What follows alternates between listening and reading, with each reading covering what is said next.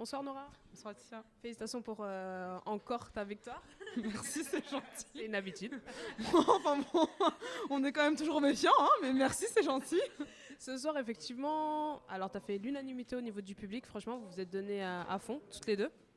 Honnêtement, c'était l'un des combats, en tout cas, même pour moi, pour ma part, c'était le combat le plus phare de la soirée, honnêtement. Alors, c'est quoi cette rage là que tu nous sors à chaque fois de plus en plus? On te voit encore plus nerveuse. Bah écoute, je sais pas quoi dire.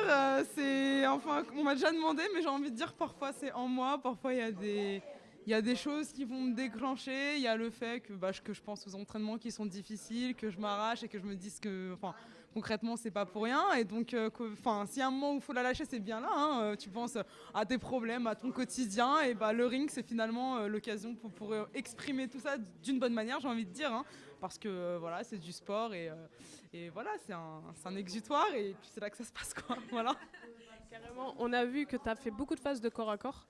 Est-ce que tu savais que justement ton adversaire, c'était l'un de son premier combat en boxe taille? Normalement, c'était ça? Alors, il me semble, c'est ce que j'ai lu en tout cas. Après, c'est vrai qu'en cherchant un peu des informations sur elle, il n'y avait pas grand chose à trouver. Maintenant, je sais qu'elle était plus kick K1. En regardant quelques passages, j'ai vu qu'elle avait quand même, enfin, qu'elle maîtrisait bien les genoux à distance, par exemple.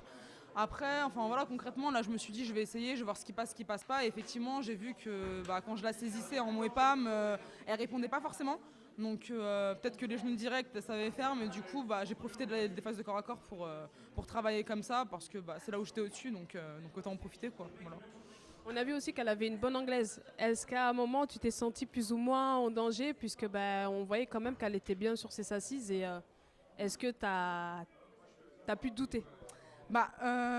Douter, je dirais pas ça, parce que justement, à l'entraînement, encore une fois, je m'en prends des bien belles, on va dire ça comme ça.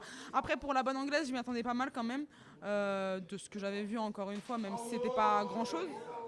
Et du coup, c'est vrai qu'elle m'a quand même touché à pas mal de reprises pendant le premier round. Tu vois les étoiles, tu comprends vite qu'il faut remonter ta garde et vite. Donc c'est un peu ce que j'ai fait. Et surtout, j'ai arrêté de rester en face d'elle parce que c'était un petit peu bête.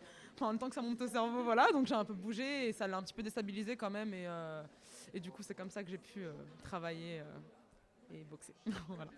Bah écoute, à bientôt. À bientôt, merci beaucoup. Merci à toi et merci à Motai TV et à bientôt. Merci beaucoup, c'est gentil. Au revoir.